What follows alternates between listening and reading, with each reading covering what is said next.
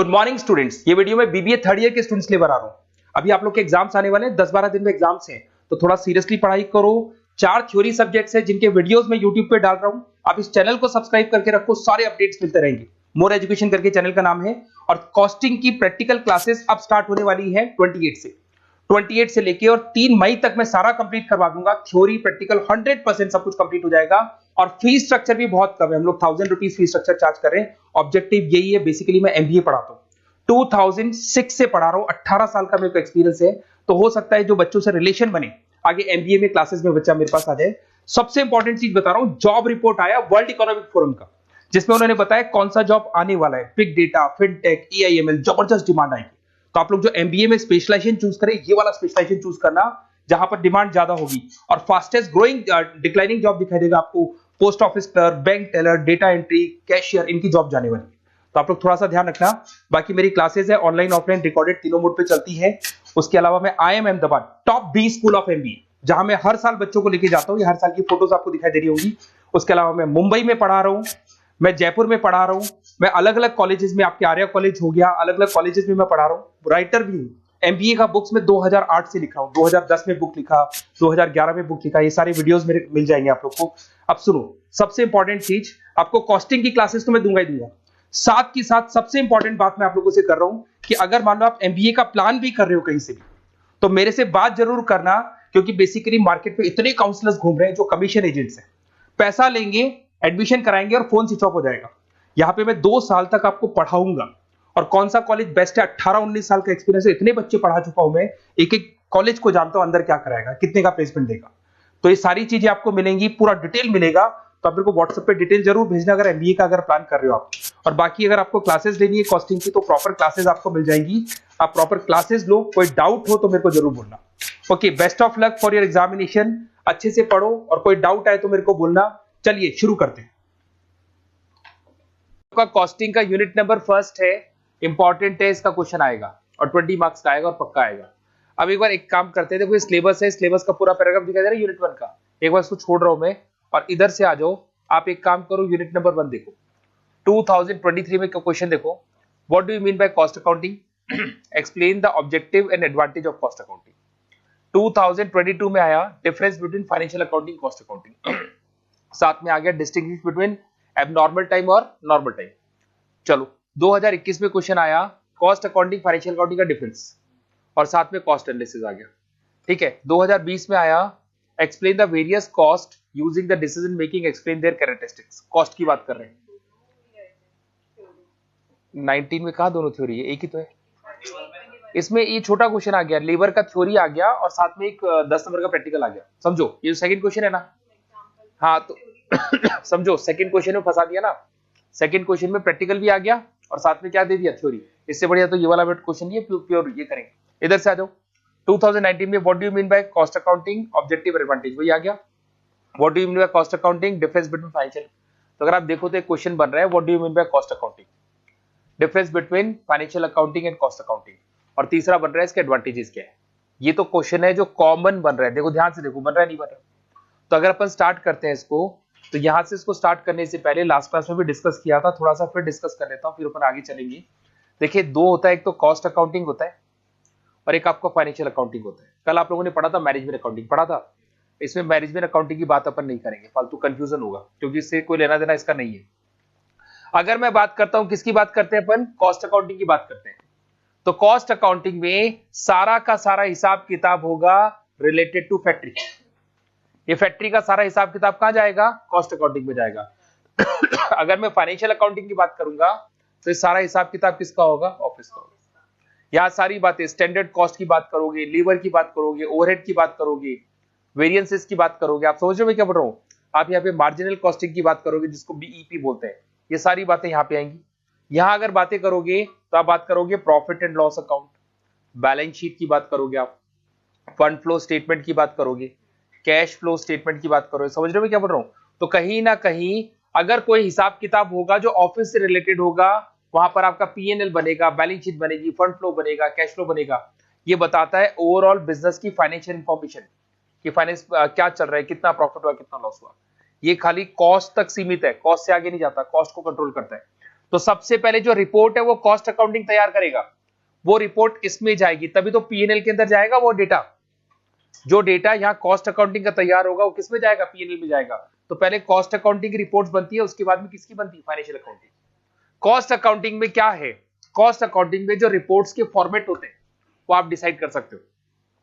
Cost accounting की report के formats आप डिसाइड कर सकते हो कि कॉस्ट शीट कैसे बनानी है, ये कैसे बनाना है, कुछ फॉर्मेट आप चेंज भी कर सकते हो। पर अगर मैं फाइनेंशियल अकाउंटिंग की बात करूं ना, तो ऐसे नहीं आपने बैलेंस शीट बनाई और आपने बोला सर बैलेंस शीट में एसेट साइड इधर होता है, ये होता है ना एसेट, ये वाला साइड होगा एसेट, क्या हो गया, बोलो लायबिलिटी।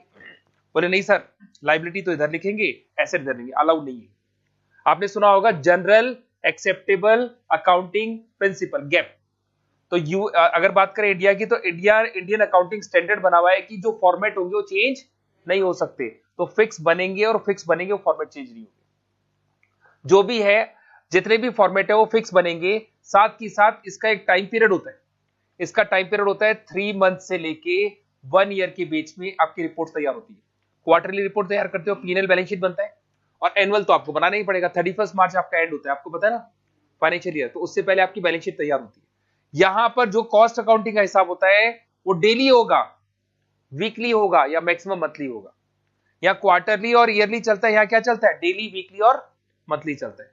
यहां पर अपना जो गोल है वो ये है कि एक स्टॉक की प्राइस डिसाइड करनी है। एक प्रोडक्ट आपने बनाया, उसमें कॉस्ट कितनी आ रही है, उस प्रोडक्ट की प्राइस क्या होगी, यहां तक ही सीमित है। और ये ओवरऑल बिजनेस की पूरी स्ट्रेटेजीज बनाता है, प्रॉफिट एंड लॉस देखता है, बैलेंस शीट देखता है। तो इसका जो विजन या है ओवरऑल, इसका लॉन्ग टर्म है, इसका विजन क्या रहता है, बोलो शॉर्ट टर्म। अब शुरू कर रहे हैं, 2 मिनट एक बार देख लो उसको, फिर आगे चलेंगे तो चीजें और समझ में आएंगी। आऊंगा मैं, कॉस्ट अकाउंटिंग क्या है ये भी पढ़ेंगे अपन, स्कोप पढ़ेंगे इसका, स्कोप के बाद में सारी चीजें पढ़ेंगे। बट अभी अपन क्या पढ़ने वाले हैं, बोलो difference between cost accounting and financial accounting, जो पक्का आएगा ही आएगा, दिख रहा है आपको, और ये फिक्स कॉमन क्वेश्चन आ रहे हैं। तो अगर मैं कॉस्ट अकाउंटिंग की बात करता हूँ, फाइनेंशियल अकाउंटिंग की बात करता हूँ, मैंने अभी बताया था आपको, कॉस्ट अकाउंटिंग के अंदर क्या है, बोलो इंटरनल कॉस्ट कैलकुलेट करते हैं, दिखाई दे रहा है, determine allocate the cost, internal cost. और टारगेट क्या होता है, बोलो कॉस्ट को क्या करना है, बोलो रिड्यूस करना है। मैं प्रोडक्ट बनाऊंगा, सारे रॉ मटेरियल को बढ़िया से बढ़िया रॉ मटेरियल डालूंगा, बट मैं कॉस्ट को क्या करने की कोशिश करूंगा, कम करने की कोशिश करूंगा। इधर आना पढ़ना, the financial accounting information external stakeholders. यहाँ पे भैया ये सारी जो इंफॉर्मेशन है किसके पास जाती है, बोलो इंटरनल मैनेजमेंट के पास जाती है। फाइनेंशियल अकाउंटिंग आज जब बैलेंस शीट बनेगी तो क्या उसको हाइड कर लोगे आप, शेयर होल्डर भी देखेंगे, क्रेडिटर्स जिन्होंने आपको लोन दिया वो भी देखेंगे उस बैलेंस शीट को, उसके बाद में जो एम्प्लॉइज है आपकी कंपनी के वो भी देखेंगे। तो कहने का मतलब ये है, और यहाँ पे अगर आपने कॉस्ट कैलकुलेट किया, सेलिंग प्राइस क्या है, कॉस्ट प्राइस क्या है, मैंने कहा आपकी कॉस्ट प्राइस पड़ रही है 2 रुपए 1 यूनिट को बनाने की, और आप बेचते कितने हो, 15 रुपए में। पब्लिक को दिखाओगे ये बात कि 2 में बनाता हूँ 15 में बेचता हूँ।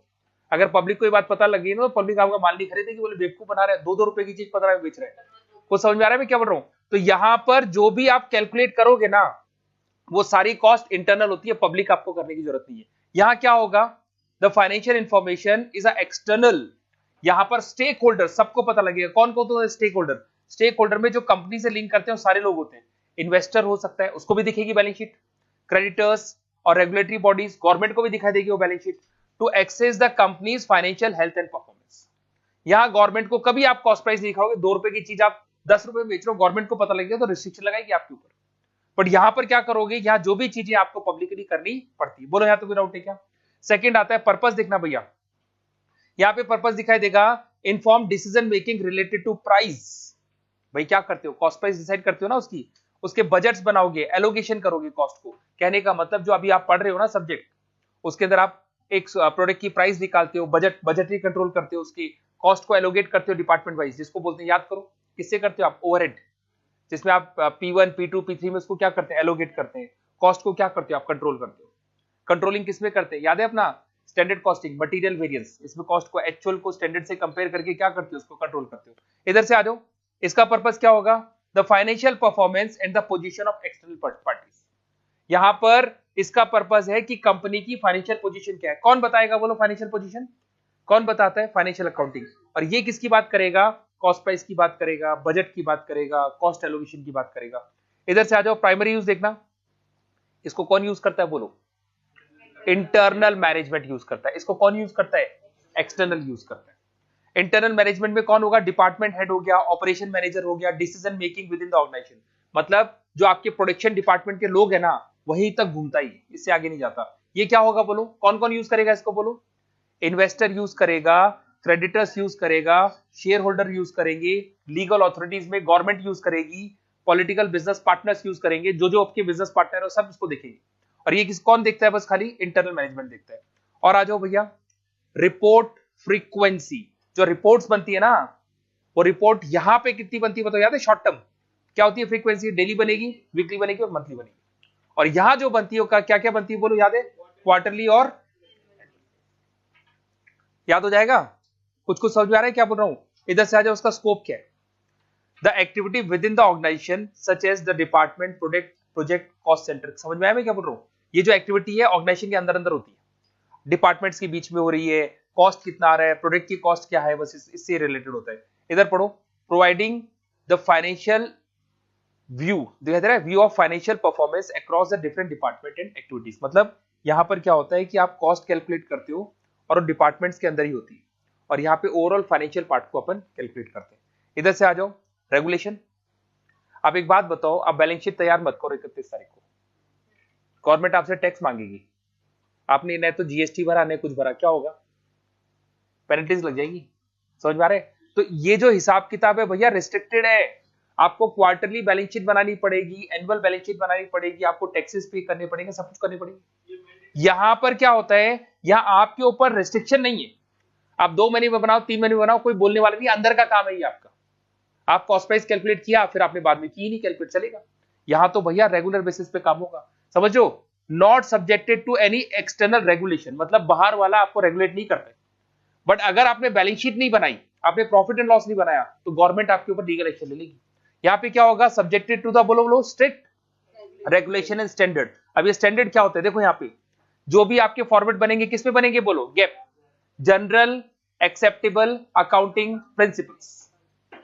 इंडिया में गैप चलता है और इंडिया के बाहर चलता है आईएफआरएस बोलते हैं, ठीक है। अब देखो यहां दिखाई देगा, तो ये फ्लेक्सिबिलिटी होती है इसके अंदर, आपने बनाया नहीं बनाया, टाइम पे बनाया नहीं बनाया, चल जाएगा यहाँ पे काम। बट यहाँ पे आपको ऑन टाइम बनाना पड़ेगा और गवर्नमेंट की सारे रूल्स एंड रेगुलेशंस आपको फॉलो करने पड़ेंगे। इधर से आ जाओ, फोकस ऑन प्रॉफिट मेजरमेंट। भैया यहाँ पे जो फोकस होता है ना, वो हल्का सा कॉस्ट पे होता है। कहां पे फोकस होता है इनका? देखो, primary focus on cost control, cost allocation and efficient improvement. तो इनका कॉस्ट एलोकेशन पे फोकस होगा। इधर आ जाओ, इनका फोकस किस पे होगा बोलो? Profitability, financial position, cash flow. 3 चीज तो बनाते हो आप। पीएनएल बनाओगे, प्रॉफिट निकलेगा, बैलेंस शीट बनाओगे, फाइनेंशियल पोजीशन पता लगेगी, कैश फ्लो। तो भाई इनका फोकस होता है कॉस्ट के ऊपर, इनका फोकस होता है प्रॉफिट एंड लॉस अकाउंट, जिसमें फाइनेंशियल पोजीशन पता लगेगी, प्रॉफिट पता लगेगा। इधर से आ जाओ, फाइनेंशियल स्टेटमेंट। तो अगर इसमें फाइनेंशियल स्टेटमेंट में क्या क्या बनते थे? वो कॉस्ट रिपोर्ट बनेगी, वेरिएंस याद है, स्टैंडर्ड कॉस्टिंग, मटेरियल लेबर बनेगा, ठीक है, बजट। ये 3 चीजें बनती है। तो चैप्टर के नाम लिख देना, क्या होगा भैया? फाइनेंशियल स्टेटमेंट में सारे चैप्टर आ जाएंगे, एबीसी बन सकता है, वेरिएंस हो सकता है, कॉस्ट रिपोर्ट बन सकती है, बजट बन सकता है। इधर क्या बनेगा बोलो? इनकम स्टेटमेंट, बैलेंस शीट और कैश फ्लो। अगर आप देखो तो सारे बात बार बार रिपीट हो रहे हैं, बट जितने ज्यादा पॉइंट्स लिखोगे उतने मार्क्स मिल जाएंगे, और कुछ नहीं है इसके अंदर। फिर देखो, पर्पस ऑफ इंफॉर्मेशन। हाँ भाई, internal decision making, resources allocate, price strategy, cost reduction.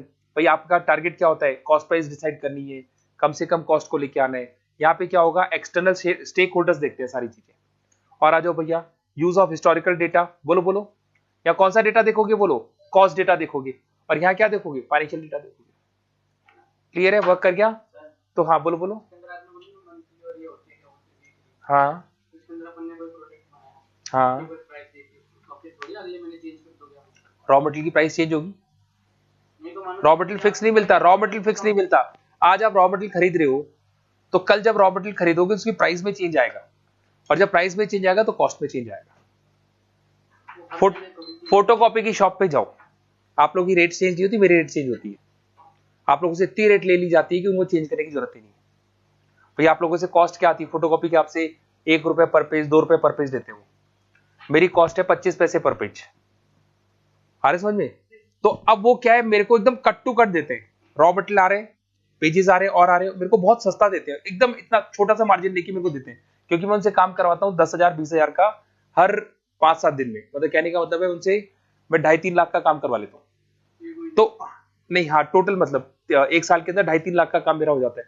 तो अब वो मेरे को जो रेट देते हैं ना, अब पता है क्या होगा, फोन आएगा, सर पेपर बढ़ गया, अब 0.25 की जगह सर 0.28 लगेगा। फिर फोन आ गया, सर पेपर और बढ़ गया तो 0.3 लगेगा। तो आप समझ रहे हो मैं क्या बोल रहा हूं? तो जैसे जैसे रॉ मटेरियल की प्राइस बढ़ेगी ना, वैसे वैसे आपकी कॉस्ट प्राइस और सेलिंग प्राइस दोनों क्या होंगी, बोलो, चेंज होगी।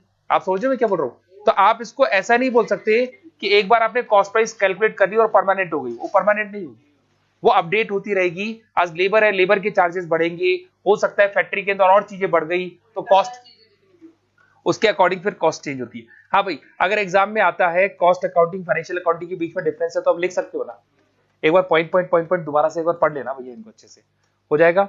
अब सुनो इधर से आ जाओ, आपको ना यहाँ पे एक टॉपिक है, क्या लिखा, ऑब्जेक्टिव, दिखाई दे रहा है आपको? ऑब्जेक्टिव पे आओ। अगर मैं बात करता हूँ, एग्जाम में आ भी रहा है क्वेश्चन फिक्स आ रहे हैं, scope and use of cost accounting. Scope अगर आपने देखा होगा ना, आ रहा है ना स्कोप, स्कोप नेचर वेचर बोल सकते हो उसको। अब देखो इसमें क्या दिखाई देगा, शांति से देखना भाई, समझ में आ जाएगी। पहला पॉइंट कहता है कॉस्ट डिटर्मिनेशन। हाँ भाई, क्यों पढ़ रहे हो कॉस्ट शीट, ये कॉस्ट अकाउंटिंग क्यों पढ़ रहे हो? जो रॉ मटेरियल बनेगा उसका खर्चा कितना आएगा उसका कैलकुलेशन तो करोगे, कॉस्ट डिटर्मिनेशन बोलेंगे इसमें। अब पढ़ना, the cost accounting help the cost of producing the goods provided. अब क्या क्या होता है भैया, दो तरह की कॉस्ट होती है, ये आगे मिलने वाली है, बार बार मिलेगी। एक होती है डायरेक्ट कॉस्ट, एक कौन सी होती है? डायरेक्ट कॉस्ट वो होती है जो डायरेक्टली प्रोडक्ट पे लगती है, याद है आपको? डायरेक्ट मटेरियल, डायरेक्ट लेबर, पढ़ाए थे मैंने, कॉस्ट शीट में पढ़ाया आपको। तो देखो यहां दिखाई देगा such as raw material, labour. And direct cost क्या होगी, जो ओवरऑल लगती है, रेंट, याद आया आपको? Overhead expenses. तो कहने का मतलब है डिटर्मिनेशन ऑफ, ये हो जाएगा कॉस्ट डिटर्मिनेशन। सेकंड पॉइंट है कॉस्ट कंट्रोल।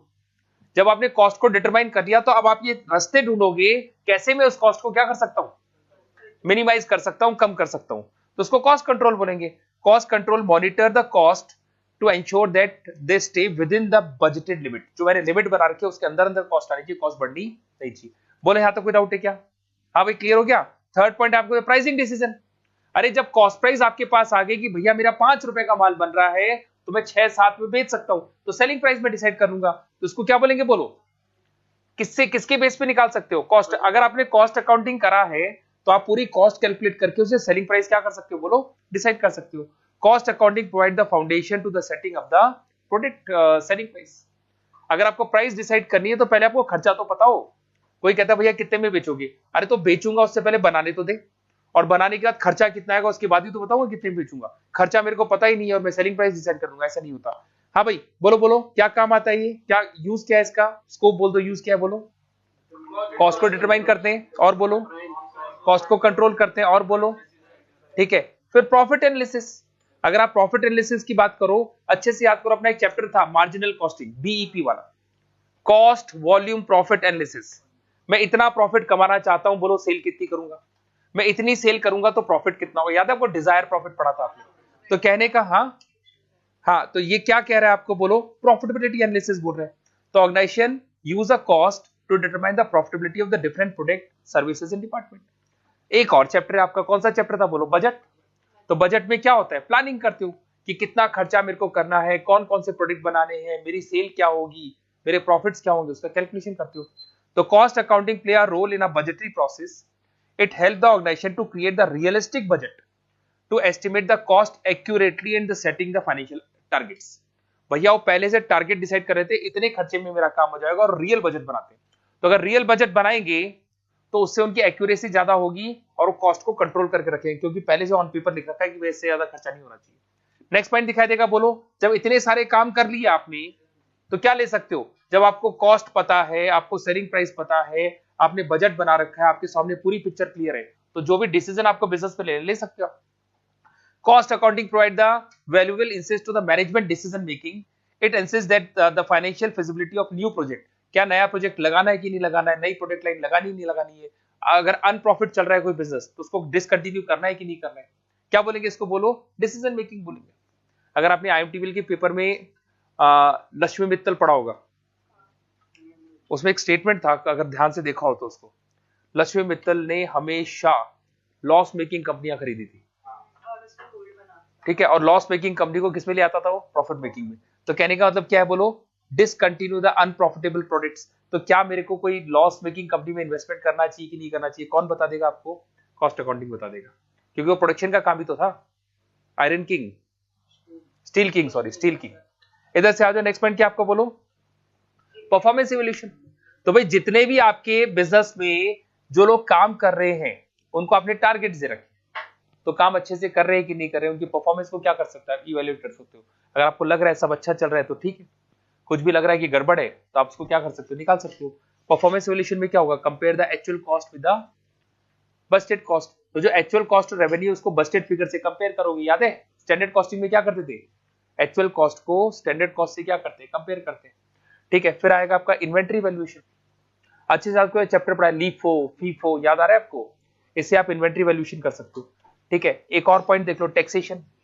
अगर आपकी कॉस्ट एक्यूरेट कैलकुलेट नहीं होगी तो आपका कॉस्ट डेटा क्लियर नहीं होगा, और वो डेटा जाएगा किसके पास, फाइनेंशियल डिपार्टमेंट के पास में। वो ट्रेडिंग पीएनएल बैलेंस शीट बनाएगा, फाइनेंशियल अकाउंटिंग, वो बनने के बाद में टैक्स कैलकुलेट होगा। तो अगर आपने कॉस्ट प्रॉपर कैलकुलेट किया ना तो गवर्नमेंट को टैक्स कैलकुलेट करने में दिक्कत नहीं आएगी। और सबसे इंपॉर्टेंट पॉइंट है फाइनेंशियल रिपोर्टिंग।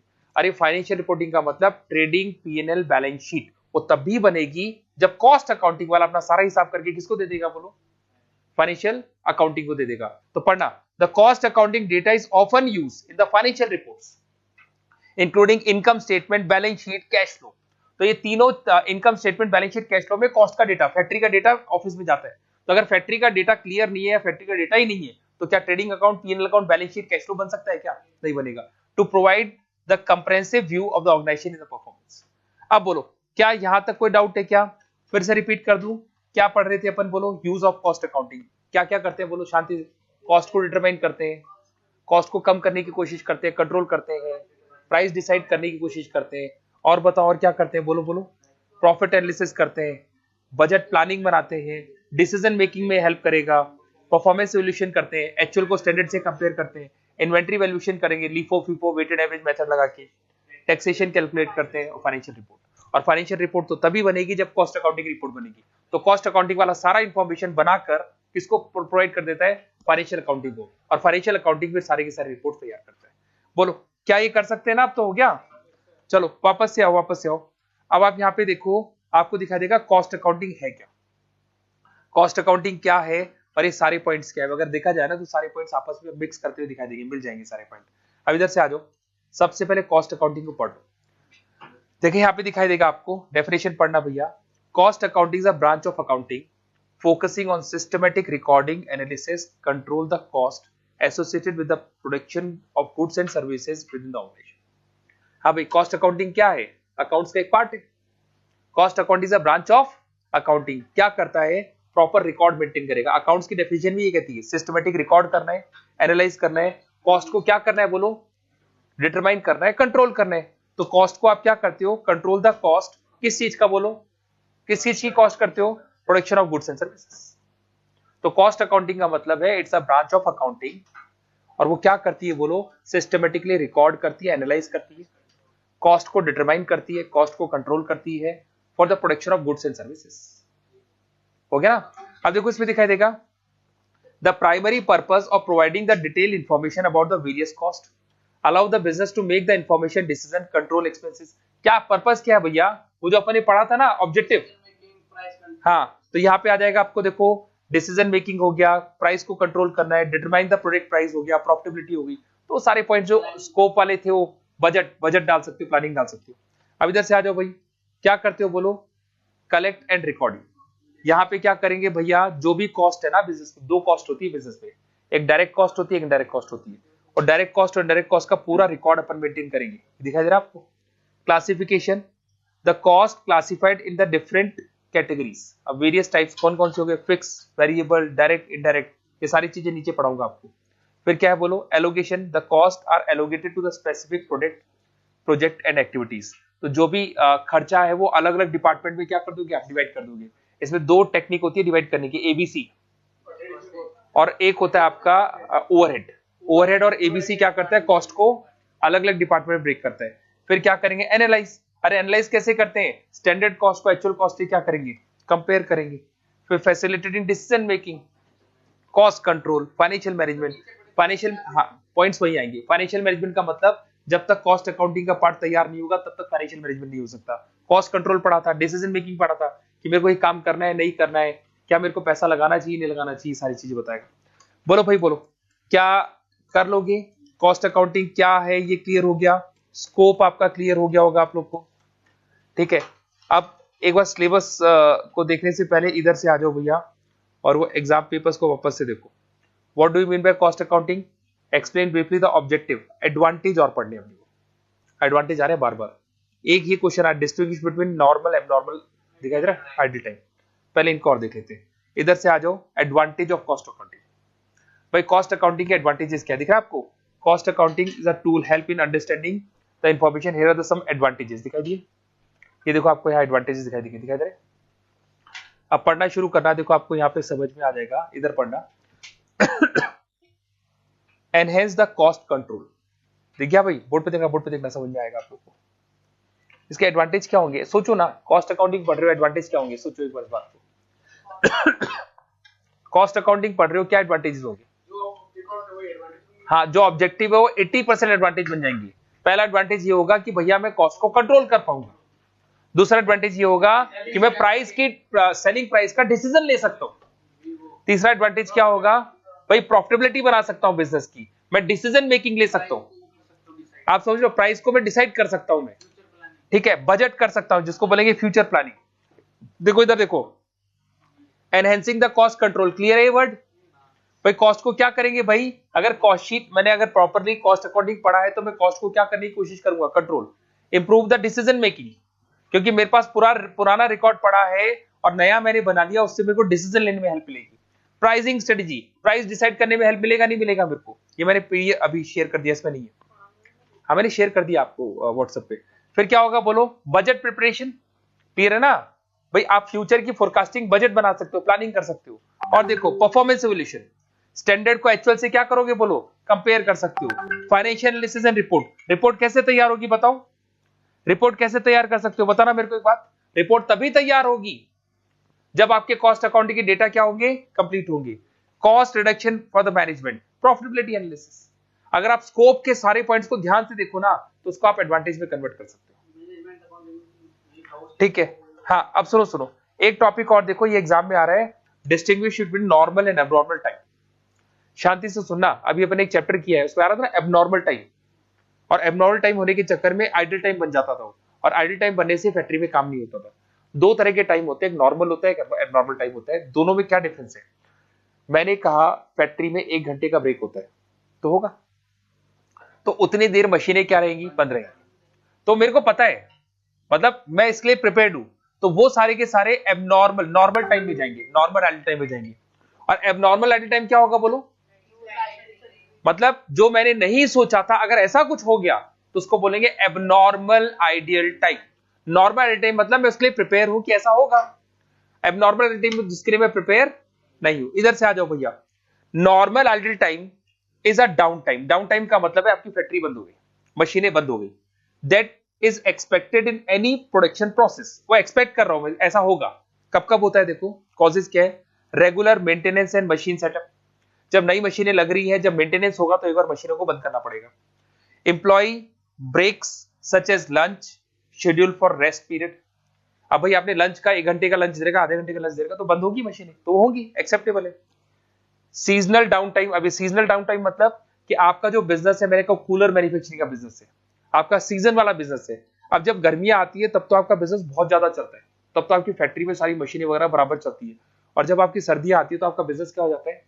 डाउन। मतलब 3-4 महीने आप शट डाउन ही कर देते हो, कोई जरूरत ही नहीं उसकी। देखना, seasonal down time where the industry slow down the specific time for the year, कुछ पर्टिकुलर टाइम के लिए एक साल में वो कंपनी क्या करती है? अपने बिजनेस को बंदी कर देती है। इधर से आ जाओ, मैनेजमेंट पर्सपेक्टिव क्या होगा? It's aspect to a part of normal flow of operation, clear है? एक्सेप्ट करते हैं अपन कि नॉर्मल बिजनेस का पार्ट है, ऐसा होगा, उसके लिए अपन पहले से तैयार है। Efforts are made to minimise it, इसमें भी आप दिमाग लगाओगे, भाई लेबर को 1 घंटे का तो ज्यादा ही दे रहे हैं, लंच आधे घंटे का कर देते हैं, तो उसमें दिमाग लगाओगे कि इसको क्या करें अपन, बोलो कम करें। But recognise that this aspect is in operation cycle, मतलब ऑपरेशन साइकिल में ये रहेगा, तो ऐसा तो करना ही पड़ेगा आपको। इधर से आ जाओ, एबनॉर्मल का मतलब क्या? What is abnormal idle time? मतलब ये मैंने एक्सपेक्ट ही नहीं किया कि ऐसा हो सकता है और वो हो जाए, ठीक है। इधर देखो, abnormal idle time is a downtime that is not expected in the normal course of operation often arises unforeseen circumstances, बिना सोचे हुए काम हो जाए ना तो उसको एबनॉर्मल बोलते हैं। इधर से पढ़ना, इक्विपमेंट ब्रेकडाउन अनएक्सपेक्टेड, मशीन खराब हो गई, पता नहीं लगा क्यों हो गई। Supply chain disturb, raw material जो है ना डिले हो गया। भाई आपके जो हिसाब से रॉ मटेरियल इस तारीख को आ जाना चाहिए और हर बार आ जाता है, बट किसी रीजन से डिले हो गया, रॉ मटेरियल आया नहीं, लेबर खाली बैठ गई। इधर से आ जाओ, पावर फेलियर अनफोर्सिन डिस्टर्बेंस, आपको लाइट जाने की गारंटी नहीं, लाइट चली गई जबरदस्ती, कभी जाती नहीं है फिर भी चली गई, तो वो क्या बोलेंगे इसको, unforeseen. Poor management insufficient schedule, अगर आपका मैनेजमेंट ही पुअर है ना तो भैया फिर ऐसे काम तो होते रहेंगे, नॉर्मल सी बात है। ठीक है, मैनेजमेंट पर्सपेक्टिव देखना क्या है, since as a problem it is inefficient and need to be address, एक तरीके से प्रॉब्लम है भैया, इनएफिशिएंसी आपकी, तो इसको क्या करना चाहिए, गलती को सुधारो, कहां गलतियां हो रही है, ऐसे क्यों हो रहा है सब। Lead to investigate the action to mitigate and reduce such occurrence in the future, मतलब अगर ऐसी कोई प्रॉब्लम आती है तो उसके लिए पहले से तैयार रहो। मशीन खराब हो रही है तो उसका मेंटेनेंस कराओ, अब मेंटेनेंस नहीं कर रहे हो इसलिए मशीन खराब हो रही है। लाइट जा रही है तो उसका जनरेटर का ऑप्शन लाओ, कहने का मतलब ये कि ऐसी चीजें जो अनएक्सपेक्टेड है उसके लिए पहले से तैयार रहो, उसके लिए आप बैकअप लेके चलो। बोलो यहां तक कोई डाउट है क्या? अगर ये एग्जाम में आता है, टॉपिक था आपका नॉर्मल एबनॉर्मल टाइम, तो लिख सकते हो नहीं लिख सकते हो, उसको हो जाएगा ना, क्लियर है। अब एक बार अपन एग्जाम पेपर्स पे वापस आते हैं। What do you mean by cost accounting, ये हो गया, डिफरेंस हो गया, नॉर्मल एबनॉर्मल टाइम हो गया, कॉस्ट अकाउंटिंग क्या होता है ये हो गया, ये नहीं हुआ कॉस्ट एनालिसिस, ये और पढ़ना है, बस थोड़ा सा टाइम और लूंगा, 10-15 मिनट का और टॉपिक है। इधर से आ जाओ, ये हो गया क्या, अच्छा तो इसी एक एक्स्ट्रा में आ गया था, what are the various decision making, what are the various cost use in decision making explain, ये कॉस्ट नहीं है, कॉस्ट वाला पार्ट अभी पढ़ना है, ये हो गया और ये हो गया, ये हो गया ना सारे। अब आ जाओ फटाफट आ जाओ, अभी तक जो पढ़ रहे थे वो अपन पढ़ रहे थे, क्या पढ़ रहे थे, मैनेजमेंट अकाउंटिंग, कॉस्ट अकाउंटिंग पढ़ रहे थे, बट कॉस्ट अकाउंटिंग में अब अपन पढ़ेंगे कॉस्ट सेंटर्स। क्या पढ़ेंगे इसके अंदर बोलो, कॉस्ट सेंटर्स पढ़ेंगे। उसके बाद एक टॉपिक आता है इसमें टाइप्स ऑफ कॉस्ट, अभी मिलेगी आगे, ये कौन कौन सी टाइप्स ऑफ कॉस्ट होती है उसको भी पढ़ेंगे, दिख रहा है, कॉस्ट कॉन्सेप्ट, कॉस्ट कॉन्सेप्ट आपके सिलेबस का पार्ट है, क्लासिफिकेशन ऑफ कॉस्ट मिलेगा आपको। तो सबसे पहले आप हेडिंग डालना चाहो तो डाल लो, या 2 मिनट देख लो, टॉपिक पढ़ा रहा हूं मैं क्लासिफिकेशन ऑफ कॉस्ट, कॉस्ट का पार्ट है जो आ रहा है ना एग्जाम में, उसी का पार्ट है। तो क्लासिफिकेशन ऑफ कॉस्ट क्या होती है, खर्चे को किस किस तरीके से क्लासिफाइड करते हैं, हल्का हल्का देख लो। पहला पॉइंट लिखा है based on the nature and function, अगर नेचर फंक्शन की बात करूंगा तो स्टार्टिंग से ऊपर से पढ़ाता आ रहा हूं, 2 तरह की कॉस्ट होती है, कौन कौन सी होती है, direct cost, indirect cost. Direct cost है जो डायरेक्टली प्रोडक्ट पे लगती है, इनडायरेक्ट कॉस्ट वो है जो ओवरऑल फैक्ट्री पे लगती है। डायरेक्ट कॉस्ट में डायरेक्ट मटेरियल आ जाएगा, डायरेक्ट लेबर आ जाएगा, एग्जांपल डाल दो, रॉ मटेरियल डाल दो, लेबर का एग्जांपल डाल दो। और इनडायरेक्ट में आएगा ओवरऑल कॉस्ट, ओवरऑल कॉस्ट में एग्जांपल आएगा रेंट का, किराए का आएगा। पढ़ना देखो देखो एग्जांपल पे पढ़ो, raw material, direct labour, manufacturing supply, दिखाई दे रहा है आपको। The cost can be directly traceable on a specific product, एक प्रोडक्ट पे डायरेक्टली दिखती है, और इनडायरेक्ट कॉस्ट एक प्रोडक्ट पे नहीं दिखेगी, ओवरऑल फैक्ट्री पे दिखाई देगी। एग्जांपल में देखो आपको दिखाई दे रहा होगा, including rent, utility, administrative salary, office. छोड़ू क्या था, ऑन द बेसिस ऑफ, बोलो क्या था ये, नेचर। दूसरा है on the basis of behaviour. अब बिहेवियर में 3 तरह की कॉस्ट होती है, पढ़ी है अपन ने, एक होता है फिक्स कॉस्ट, एक वेरिएबल कॉस्ट, एक सेमी वेरिएबल, पढ़ा था बजट में, पढ़ा है ना। ये फिक्स कॉस्ट वो कॉस्ट है चाहे कितनी यूनिट बढ़ा दो या कम कर दो, फिक्स कॉस्ट कभी चेंज नहीं होती है। एग्जांपल में बेस्ट है किराया, रेंट, रेंट फिक्स कॉस्ट में आता है। आज मैं आपसे कहता हूं कि आपकी फैक्ट्री में प्रोडक्शन बढ़ गया आपका, तो अगर आपकी फैक्ट्री में प्रोडक्शन नहीं, इलेक्ट्रिक चार्जेस फिक्स नहीं होता, वो जितना कंज्यूम करोगे ना, जितना कंज्यूम करोगे उतना आएगा। रेंट फिक्स होता है, रेंट तो फिक्स है। तो भाई आज अगर आपकी फैक्ट्री में बहुत सारा प्रोडक्शन कर लिया तो क्या मकान मालिक ज्यादा किराया मांग लेगा? भाई पहले आपकी फैक्ट्री में 8 घंटे काम होता था, अब आपकी डिमांड इतनी बढ़ गई कि 8-8 घंटे की 3 शिफ्ट लगानी शुरू कर दी, 24 आवर्स तक फैक्ट्री चल रही है आपकी, तो रेंट तो वही रहेगा, रेंट थोड़ी चेंज हो जाएगा। आप ताला लगा दो 2 महीने के लिए तो किराया कम थोड़ी हो जाएगा, किराया तो वही लगेगा। इसको फिक्स कॉस्ट बोलते हैं। वेरिएबल कॉस्ट वो होगी जैसे जैसे मैं प्रोडक्शन बढ़ाता जाऊंगा वैसे वैसे मेरी कॉस्ट क्या होती जाएगी। एग्जांपल में देखो, raw material, direct labour, sales, तो जैसे जैसे रॉ मटेरियल प्रोडक्शन बढ़ेगा रॉ मटेरियल बढ़ेगा, लेबर बढ़ेगी। सेमी वेरिएबल का मतलब होता है इसमें कुछ तो क्या होगा फिक्स और कुछ क्या होगा वेरिएबल, मिक्सचर होगा। ये कौन सा हो गया बोलो, traceable on the basis of behaviour. पहला क्या था, सेमी वेरिएबल का मिक्स वाला एग्जांपल होता है। इलेक्ट्रिसिटी बिल को सेमी वेरिएबल में ले सकते हो, 2 मिनट रुको, तुम्हारा भी बात बोलो। इलेक्ट्रिसिटी बिल को सेमी वेरिएबल में ले सकते हो, कैसे मैं बताता हूं।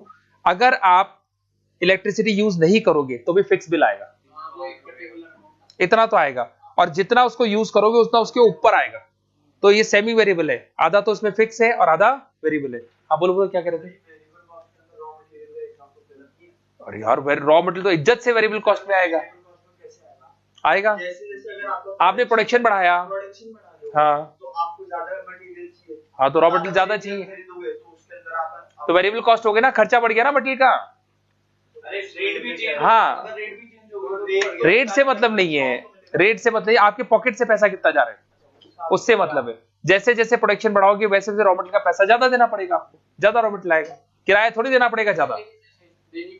तो सैलरी फिक्स है, वो उसमें आएगी, फिक्स कॉस्ट में आएगी सैलरी। इधर ये एग्जांपल देखना, rent, insurance, salary of employees, permanent employees. अब जो परमानेंट एम्प्लॉय है उसको सैलरी फिक्स देनी पड़ेगी नहीं देनी पड़ेगी? तो आप उसको जो 8 घंटे काम करेगा तो करेगा, नहीं कर रहा है तो भी देनी पड़ेगी। इधर से आ जाओ, नेक्स्ट पॉइंट देखना, बेस ऑन ट्रेसेबिलिटी। दो तरह की कॉस्ट होती है, ट्रेसेबल होती है, नॉन ट्रेसेबल होती है। देखो इधर देखो, the cost that can be traceable on a specific cost object such as a product cost. इधर से that can not be traceable. एक छोटा सा एग्जांपल बताता हूं, आप लोगों को समझ में आ जाएगा। ट्रेसेबल कॉस्ट वो होती है जो दिखती है, जो मेरी जेब से जा रही है, उसको ट्रेसेबल बोलते हैं। बता रहा हूं, सुनो तो सही। मैंने कहा कि मेरी क्लासेस चलती है और मेरे जितने भी ऑफिसेज है या जहां जहां मैं क्लासेस दे सब रेंट पे है, तो मेरी पॉकेट से वो रेंट और मैं हर महीने पे कर रहा हूं। तो जो मैं हर महीने पे करूंगा उसको क्या बोलेंगे? ट्रेसेबल कॉस्ट बोलेंगे, क्यों ट्रेस हो रही, दिख रही है ना मेरे को, जा रही है मेरे जेब से। और एक होता है आपका नॉन ट्रेसेबल, आपकी खुद की प्रॉपर्टी है, तो आपको किराया तो किसी को देना नहीं है। तो जब आपको किराया नहीं देना है तो वो किराया लग तो रहा है भाई। अगर मैं उस प्रॉपर्टी को किसी को किराए पे देता तो उसमें किराया आता, पर वो किराया आ नहीं रहा। क्यों नहीं आ रहा? क्योंकि मेरी खुद की है, मेरे को किसी को कुछ देना नहीं है, तो वो कॉस्ट तो आई पर वो कॉस्ट दिखाई नहीं दे रही, इसको बोलेंगे नॉन ट्रेसेबल कॉस्ट। अब आर्या कॉलेज का एग्जांपल ले लो, कई बार दिया मैंने। आर्या कॉलेज का इधर वाला जो है ना, एक दो है, आर्या मेन है, आर्या ओल्ड है। तो जो आर्या ओल्ड वाला कैंपस है ना, उसमें जाता हूं मैं, अनुराग सर है वहां पे। वो थोड़ी सोच उनकी अच्छी है एज कंपेयर टू बाकी कॉलेजेस। आज आपके कॉलेज में फ्रेशर पार्टी होती है या कोई भी पार्टी होती है, उनके कैंपस बहुत बड़े बड़े हैं, तो ग्राउंड में करते हैं वो सारी पार्टियां। तो अगर फ्रेशर पार्टी या कोई भी पार्टी होगी तो कॉलेज वाले आपसे पैसा लेंगे, 200 रुपए 500 रुपए कॉन्ट्री करवाएंगे आपसे, ठीक है। वो जो कॉलेज है ना आर्या ओल्ड, वो कभी भी 1 रुपए नहीं लेता किसी से। हाँ बोले पार्टी में जो खाना पीना है सब, और अपने गेस्ट को या फ्रेंड्स रिलेटिव्स को भी ले आओ, पर वो किसी से कोई चार्जेस नहीं लेते। वहां पर डीजे जो है ना, नॉर्मली अगर आप देखो तो पार्टी हो तो डीजे तो हो गई, और डीजे का 40-50 हजार का था रेंट पे, अगर लेवल वाला लेते प्रोफेशनल, वो खरीद के रख रहे हैं, डीजे खरीद रखा है। कुछ समझ में आया? अब आप समझ रहे हो मैं क्या बोल रहा हूं? अगर वो आपको कोई पार्टी करनी है तो डीजे का रेंट सबसे पहले दिखाई देगा, और सबसे बड़ा रेंट वही आता है, सबसे ज्यादा खर्चा। भाई ग्राउंड तो आपके पास है बट डीजे तो लगाओगे उसके अंदर, तो वो जो खर्चा आप जेब से पे करोगे ट्रेसेबल है वो। और अगर वो डीजे आपने खरीद रखा है, अब उनका जब मूड बनता है, बोले कल पार्टी, बोले लगाओ डीजे, बाहर निकालो सारा, निकाल के वो चालू हो जाते हैं। तो वो समझ में आ रहा है क्या बोल रहा हूं? नॉन ट्रेसेबल है। समझ में आया मैं क्या बोल रहा हूं उसको? Non traceable. अब वो 50,000 का किराया देना पड़ता, वो देना ही नहीं पड़ता उनको, वह कर गया आपको। इधर से आ जाओ, हाँ वन टाइम दे दिया, अब वो खर्चा लगता है, अब वो बच्चों से क्या मांगे, फिर खर्चा लेते ही नहीं हो। इधर से आ जाओ, नेक्स्ट पॉइंट दिखाई देगा, बेस्ड ऑन टाइम फ्रेम। अगर टाइम फ्रेम की बात करता हूं तो हिस्टोरिकल कॉस्ट और फ्यूचर कॉस्ट। हिस्टोरिकल कॉस्ट का मतलब है कि जो मैं पुरानी कॉस्ट को कैलकुलेट करूंगा, फ्यूचर कॉस्ट का मतलब है जो मैं फ्यूचर में होने वाली इनकर्ड कॉस्ट को कैलकुलेट करूंगा। इधर से आ जाओ, बेस्ड ऑन डिसीजन मेकिंग। दो तरह की कॉस्ट होती है, अपॉर्चुनिटी कॉस्ट और संक कॉस्ट। अपॉर्चुनिटी कॉस्ट का मतलब होता है कि मैंने ये काम किया, समझ लो, और इसकी जगह अगर मेरा टाइम में इसमें देता तो इसमें ज्यादा कमाता है, इसमें मैंने कम कमाया, उसको अपॉर्चुनिटी कॉस्ट बोलते हैं। मैंने कहा आपने अपना एमबीए कंप्लीट किया और 2-4 जगह से ऑफर आ गए, एक जगह आपको 20 लाख का पैकेज मिला, एक जगह 25 का मिला, एक जगह 30 का, 3 ऑफर लेटर हाथ में आपके। फिर आपको लगा कि यार ये 25 वाला ठीक है क्योंकि यार जॉब सिक्योरिटी है और अच्छा पैकेज मिल रहा है, मैं उसको ज्वाइन कर लिया। फिर मन खराब हो रहा है, 30 वाला छोड़ दिया। क्या बोलेंगे इसको? Opportunity cost. कुछ आया समझ में क्या बोल रहा हूँ? मतलब वो अपॉर्चुनिटी, अब एक आदमी 2 जगह थोड़ी जा सकता है, तो क्या बोलेंगे इसको? बोला अपॉर्चुनिटी कॉस्ट बोलेंगे। संक कॉस्ट का मतलब होता है आपने ऐसी जगह पे पैसा डाल दिया जो बिजनेस डूब रहा था, उसको क्या बोलेंगे अपन? संक कॉस्ट बोलेंगे। The cost that already been incurred and can not be recover, जो रिकवरी नहीं हो सकती, वो पैसा क्या होगा आपका? डूब जाएगा, उसको संक कॉस्ट बोलेंगे। इधर से आ जाओ, based on the controllability, controllable cost, non controllable cost. Controllable cost वो है जिसको आप कंट्रोल कर सकते हैं, नॉन कंट्रोलेबल वो होगी जिसको अपन कंट्रोल नहीं कर सकते। एक्सटर्नल फैक्टर्स जहां पे आते हैं, अब मैंने कहा रॉ मटेरियल का प्राइस बढ़ गया तो बढ़ गया, आप क्या कर सकते हो उसके अंदर, वो क्या होगा, नॉन कंट्रोलेबल कॉस्ट होगी। तो जहां पर कुछ एक्सटर्नल फैक्टर्स के चक्कर में कॉस्ट में चेंजेस आएंगे उसको क्या बनेंगे, नॉन कंट्रोलेबल बनेंगे। हाँ भाई, अगर एग्जाम में आता है, ये कॉस्ट का पार्ट है भैया, क्लासिफिकेशन ऑफ कॉस्ट। जब आप कॉस्ट को लिखोगे ना थ्योरी में, तो साथ में ये भी लिखना है आपको।